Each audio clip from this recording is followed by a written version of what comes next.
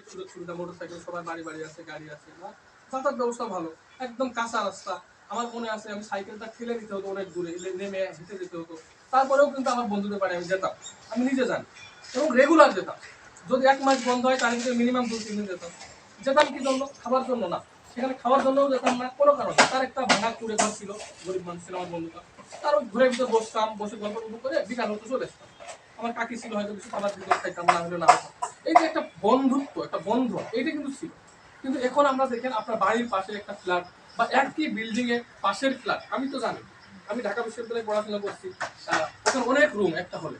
তো পাশের রুমে কে থাকে আমরা সত্যি কথা বলতে এখন রিটায়ার্ড আমরা জানি। 6 বছর আমরা একটা রুমে থেকে আসছি, ঢাকা বিশ্ববিদ্যালয়ে যখন পড়ছি প্রায় 5.5-6 বছর লেগে যায় পড়াশোনা করতে, অনার্স মাস্টার্স করতে।